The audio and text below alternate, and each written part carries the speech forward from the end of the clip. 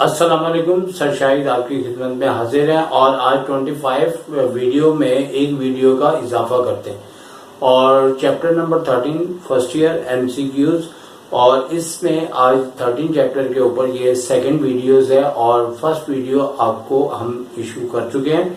और इस वीडियोस के अंदर हमने एक आपसे सबसे स्टार्टिंग में एक ऐसी बात करनी है कि एक एमसीक्यूज जो कि 2011 के अंदर एक ऐसी एमसीक्यूज आ गई पेपर में जिसमें कई बच्चों को जाती तौर पे मैं जानता हूं जो 100 नंबर लेने में नाकाम हुए और वजह वही एमसीक्यूज बनी कि बहुत से बच्चों ने उसका आंसर गलत लिखा। अभी भी उस एमसीक्यूज को हम सबसे पहले डिस्कस करेंगे। हमारे व्हाइट बोर्ड पे वो सबसे पहले लिखी हुई है। मेरे समझाने से पहले अगर आप इसका आंसर दें तो 100 में से 99% मुझे उम्मीद है कि इसका आंसर गलत देंगे। इसके ज्यादातर जो 10 इयर्स आपको मार्केट में मिलते हैं तमाम ने आंसर उसके अंदर गलत मार्क किया हुआ है। उस बात को आप क्लियर करें कि इसका सही आंसर क्या है। अब यहाँ पे हम एमसीक्यूज पढ़ते हैं जो 2011 के अंदर आई। यहाँ नोट भी कर लें इसको। और कराची बोर्ड में यहाँ पे साइन थीटा की वैल्यू दी है 0 के इक्वल और थीटा किसके इक्वल है। अब यकीनी तौर पे 4 ऑप्शन होते हैं और इसके ऑप्शन भी मैं आपको लिख के बताता हूँ। सबसे पहला ऑप्शन जो इसके अंदर दिया हुआ था वो था 2n पाई। सेकंड ऑप्शन था इसका n पाई और थर्ड ऑप्शन जो था वो कुछ भी हो सकता है, लेकिन मिसाल के तौर पे ये सारे ऑप्शन गलत हैं और मैं इसको लिख रहा हूं।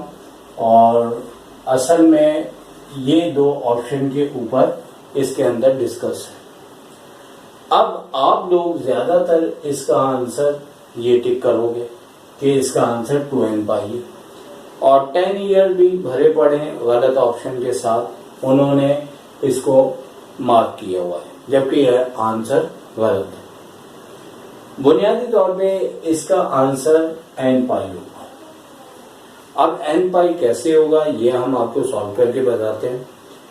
हम अगर 13.2 के हवाले से इस एमसीक्यूज को फाइंड आउट करते हैं तो जब हमें नंबर 1 में साइन थीटा दिया गया है तो हमें करना ये होता है कि थीटा यहाँ पे स्टेल हो जाता है, साइन इधर आके इनवर्स बन के 0 की वैल्यू को फाइंड आउट करते हैं। इसकी वैल्यू मुझे ज़बानी याद है, आप कैलकुलेटर से फाइंड आउट करें तो इसकी वैल्यू बुनियादी तौर पे हमारे पास 0 आ रही है। 0 डिग्री या रेडियन में लिखें तो 0 आ रही है। अब हमने इससे पहले वीडियोस में ये बताया था कि साइन थीटा का पीरियड 2n पाई होता है। अब वही वजह है कि इसका आंसर जो है वो 2n पाई बच्चे करेक्ट करके आए अपने हिसाब से, लेकिन ये रॉन्ग है। अब सवाल ये पैदा होता है कि इसके आंसर 2 अंदाज से लिखे जा सकते हैं। पहला अंदाज इसका ये है कि हम इसका सेकंड आंसर निकालते हैं और सेकंड आंसर निकालते हैं तो उसका तरीका का ये होता है कि हम पाई में से सेकंड आंसर निकालने के लिए पहले आंसर को लेस कर देते हैं। अब पहला आंसर हमारा जो आया हुआ है वो 0 है और 0 लेस करेंगे तो जाहिर सी बात है इसका पाई रेडियन आंसर आएगा। अब सवाल ये पैदा होता है कि अगर आप 2n पाई के अंदाज से लिखेंगे तो यहाँ पे 2 आंसर इसके लिखने पड़ेंगे। पहला आंसर क्या होगा इसका?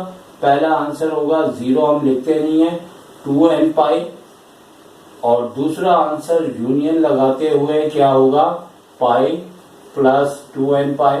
तो अब सवाल ये पैदा हुआ कि अगर ये आंसर करेक्ट है तो इसके साथ ये वाला भी आंसर मौजूद होना चाहिए। बहुत से कॉलेजेस ने उसके बाद अपने कॉलेजेस के पेपर्स के अंदर यही एमसीक्यू दोबारा दी और देने के बाद उन्होंने इस ऑप्शन को यहाँ से हटा के इस ऑप्शन को यहाँ से हटा के इसकी जगह ये ऑप्शन लगाया और 2n पाई भी लिखा हुआ था, ये भी लिखा हुआ था। तो लिहाजा अगर ये आंसर करेक्ट होता तो इसके साथ इसको भी उन्होंने लाजमी देना था। अब सवाल ये है कि सिर्फ एक वाहिद वैल्यू होती है जो ये प्रॉब्लम क्रिएट करती है, और इसी का फायदा उन्होंने उठाते हुए 2011 में ये एमसीक्यू दी। अब सवाल ये पैदा होता है कि अगर आप इसमें इसको चूंकि tan थीटा 0 अगर हो तो उसकी भी वैल्यू 0 आती है, और 10 के अंदर आपको पता है n पाई में लिखा जाता है। तो इसका सेकंड ऑप्शन ये होता है कि या आप इसका आंसर n पाई लिखेंगे, या फिर अगर आप 2n पाई के लिहाज से लिखेंगे तो आपको ये दोनों आंसर अपने ऑप्शन में तलाश करने हैं, और दोनों ऑप्शन अगर एक साथ दिए होंगे तो ये करेक्ट आंसर है। और ये दोनों ऑप्शन अगर नहीं देते, अलग अलग करके देते हैं, जैसे 2n पाई है और ये वाला अलग से देते हैं और उसके बाद ये भी देते हैं, तो इस सूरत में n पाई इसका आंसर होगा। और यही इसमें प्रॉब्लम 2011 में आया था, और यकीनी तौर पे इस बात को आपको क्लियर करना है।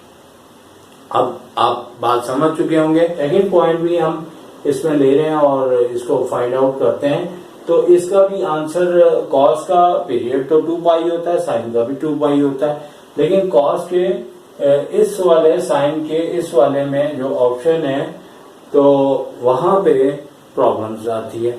जबकि कॉस के अंदर अगर हम इसे फाइंड आउट करेंगे तो हमारे पास करते हैं तो थीटा यहाँ रुकने के बाद कॉस इनवर्स और 1/2 बुनियादी तौर पे ये किस कॉस के अंदर डिग्री की वैल्यू है, तो ये हमारे पास आपकी 60 डिग्री की वैल्यूज है। तो कॉस थीटा का आंसर 60 डिग्री, और रेडियन में लिखेंगे तो इसे π/3 लिखेंगे रेडियन के अंदर।